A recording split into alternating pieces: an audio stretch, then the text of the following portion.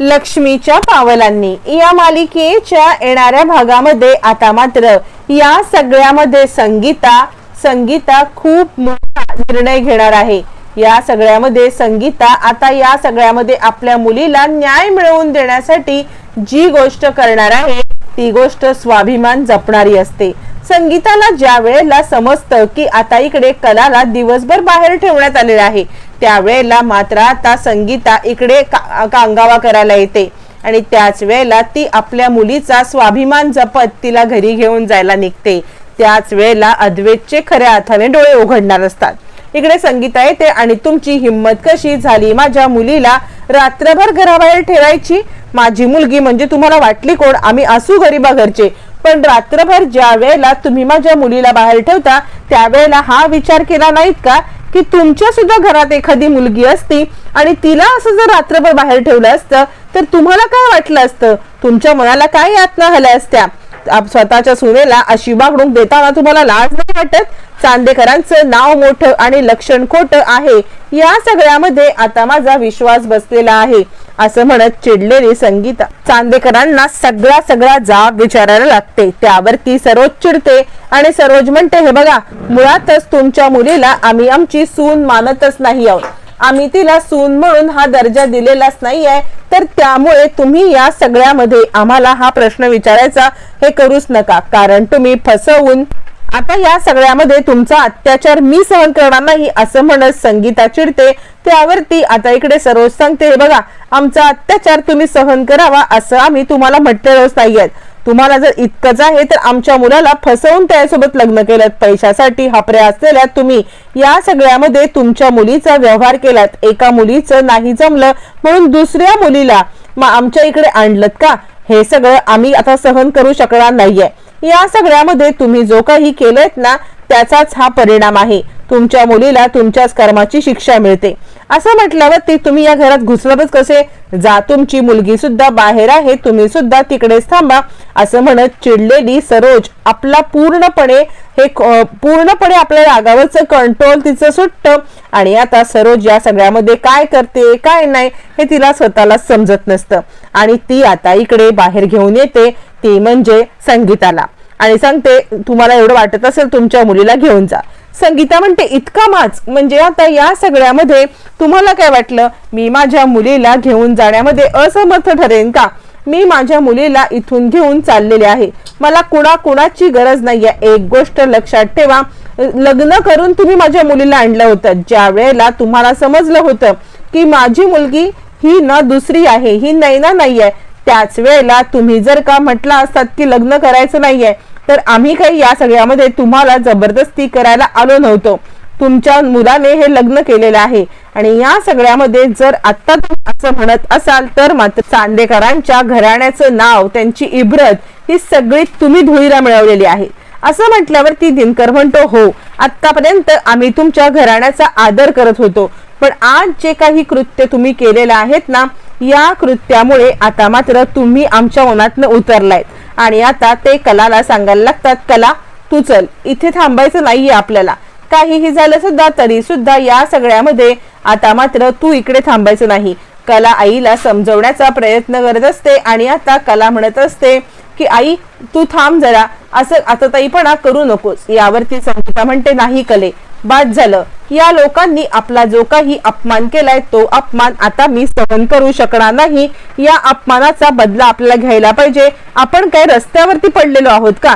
जे काहीही झालं तरी ह्यांचं म्हणणं ऐकून घ्यायचं, तू चल असं म्हणत चिडलेली संगीता आणि आता संगीताची साथ देत असताना इकडे आता असतो तो म्हणजे स्वतः आता इकडे दिनकर सुद्धा या सगळ्यामध्ये आता मात्र संगीताची साथ देतो आणि आता संगीताची साथ देत तो कलाला सांगतो, हो कले चल। तितक्यात आबा येतात, आबा आता सगळ्यांना शांत करण्याचा प्रयत्न करतात आणि हे बघा विहीणबाई आणि तुम्ही सगळे शांत व्हा, कारण खरं सांगू का तर या सगळ्याची मलाच खूप लाज वाटते आहे, मला लाज वाटते आहे की या सगळ्यामध्ये माझ्या घरातल्या लोकांकडून हा असा सगळा प्रकार घडतो आहे, मला इतकी शर्मेनी मान माझी खाली गेले तुम्हाला काय सांगू। पण या सगळ्यामध्ये आता एक संधी तर द्या, एक संधी जर का तुम्ही आता मात्र इकडे दिलीत तर मात्र मी या संधीचं सोनं करून तुमच्या मुलीला न्याय मिळवून देईन। यावरती आता इकडे कला म्हणते, हो आई, खरं सांगू का, तर मी आत्ता आले ना, तर आत्ता आमच्याकडे नवरात्राचा उत्सव आहे आणि आत्ता जर का मी आले तिकडे तर या सगळ्यामध्ये आता इकडे खूप मोठ्या चर्चा होतील आणि त्यामुळे जर का मी तिकडे आले तर चांदेकरांचं नाव बर्बाद होईल. यावरती आबा म्हणतात, बघितलं सरोज, म्हणजे आता सुद्धा तिने आता चांदेकरांचाच विचार केलेला आहे.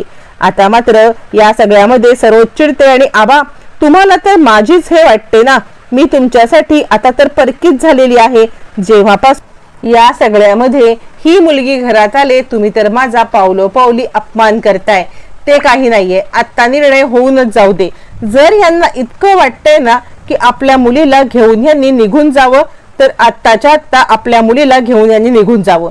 मग कला चिडते आणि मी तर चांदेकरांची अब्रू जपण्याचा प्रयत्न करत होते. मी चांदेकरांची अब्रू जपण्यासाठी हे घर सोडून जायला तयार नव्हते. पण सरोज मॅडम, तुम्ही आता हे जे काही बोललात ना, याच्यावरून मला कळते की तुम्हाला माझी तर सोडा, पण आबांची पण किंमत नाहीये. आबांची तर सोडा, पण तुम्हाला घराण्याची पण किंमत नाहीये. कारण आता जर मी निघून गेले तर चांदेकरांची बदनामी होईल, लोक चांदेकरांना हसतील आणि चांदेकरांवरती छिथू करतील आणि त्याचं पण तुम्हाला काही पडलेलं नाहीये आणि तुम्ही इतकं करून मला जायला सांगताय. तर ठीक आहे, आता मी सुद्धा कोणत्याही गोष्टीचा विचार करणार नाही. आतापर्यंत मी माझ्या आईला नकार देत होते, तिचा स्वाभिमान जपून ती जर मला घेऊन चालली होती तर मी तिला नको म्हटलं. कारण 4 लोकांमध्ये ऐन देवीच्या उत्सवात चांदेकरांची सून नाहीये असं जर का सगळ्यांच्या समोर आलं तर मात्र बदनामी तुमचीच होणार होती आणि म्हणून फक्त मी हे सगळं करायला गेले. पण नाही, आता मी अजिबात कुणाचा विचार करणार नाहीये आणि आता मी माझ्या आई सोबत चालले, असं म्हणत कलाने धूम धडाक्यामध्ये आता मात्र सरोजची वरात काढत या सगळ्यामध्ये खूप मोठा निर्णय घेत मी निघून चालले असं सांगितलेलं असतं. आता मात्र अद्वैत गडबडतो. जे सरोजच्या लक्षात येत नाही ते अद्वैतच्या लक्षात येतं की जर का ही आत्ता निघून गेली तर मात्र या सगळ्यामध्ये आपली बदनामी होईल आणि या सगळ्यामध्ये आता मात्र सगळ्या समोर आबांना पण कमीपणा येईल.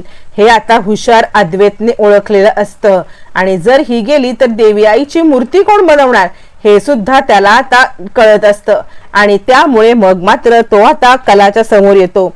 खरे ऐक असं म्हटल्यावरती कला म्हणते, बास, ऐकण्याचा, बोलण्याचा, विचार करण्याचा सगळा वेळ निघून गेलेला आहे आणि त्यामुळे आता मला कुणाचं काही ऐकायचं नाहीये. आता तू कितीही म्हटलास ना, तू मला कितीही मनवण्याचा प्रयत्न केलास ना, तरी या सगळ्यामध्ये मी कुणाचं काहीही ऐकणार नाहीये. या सगळ्यामध्ये मला कुणाचं काहीही ऐकायचंच नाहीये. आता मी चालले, असं म्हणत कलाने आता मात्र अद्वैतला बरोबर धडा शिकवलेला असतो आणि किती काही झालं तरी मी तुझ्यासोबत आता थांबणार नाही असं म्हणत ती घर सोडून निघाल्यावरती आबा म्हणतात, ठीक आहे, तो तुझा निर्णय असेल, पण एक गोष्ट लक्षात ठेव, ज्या वेळेला चांदेकरांच्या उत्सवामध्ये तू दिसणार नाहीस त्यावेळेला मात्र जेव्हा जे कोणी जाब विचारतील त्याला उत्तर हे अद्वैत आणि आता ही सरोज देईल. तो माझा निर्णय नाहीये. आणि आबांची इकडे तब्येत आता मात्र खराब व्हायला लागते. अद्वैत हे पाहतो, कला निघते, अद्वैत गडबडतो, काय करू आता, जर का खरंच ही खरे निघून गेली तर इकडे आबांची तब्येत बिघडेल हे एक, आणि दुसरं म्हणजे चांदेकरांच्या उत्सवाचं काय होईल. आता मात्र इकडे बरोबर हाताला धरून तिकडे घेऊन चाललेली असते ती म्हणजे आता इकडे संगीता कलेचा हात धरते आणि चल कला, इकडे राहायचं नाही असं. आता ज्या वेळेला संगीता कलाचा हात धरते आणि आता तिला ज्या वेळेला घेऊन चाललेली असते त्यावेळेला मात्र आता इकडे संगीता बरोबर आडकाठी आणत इकडे अडकवते आणि चल कले म्हटल्यावरती अद्वैत हादरतो, कलाचा हात धरतो आणि खरे तू अशी जाऊ शकत नाहीस, चांदेकरांची बदनामी होईल, या सगळ्यामध्ये आबांची तब्येत बिघडेल, अशी 1 ना 100 तो खूप कारण द्यायला लागतो. आणि आता संगीता म्हणते, बिलकुल नाही, कितीही काही झालं ना तरी सुद्धा आता आम्ही इकडे थांबणार नाही. संगीताने हट्टाला पेटलेली असते, इकडे अद्वैत थांबवत असतो. या सगळ्यामध्ये आता मात्र इकडे तमाशा घडलेला असतो आणि सरोजच्या लक्षात येतं की कितीही प्रयत्न केला या दोघांना तोडण्याचा तरी हे होणं शक्य नाही. सरोजचे डोळे उघडत संगीताने आता मात्र एक बरोबर सगळ्यांचीच अद्दल घडवत आता कलाला घेऊन जाण्याचा निर्णय घेतलेला असल्यामुळे अद्वैतला आता जर काही निघून गेली तर आपलं काही खरं नाही हे समजताच अद्वैत आता कलाला थांबवण्याचा प्रयत्न करतोय. या सगळ्यामध्ये कलाने अद्वैतचं ऐकावं का, कला अद्वैतचं ऐकेल का, नक्की आता या सगळ्यामध्ये काय निर्णय होणार हे पाहणं रंजक ठरणार.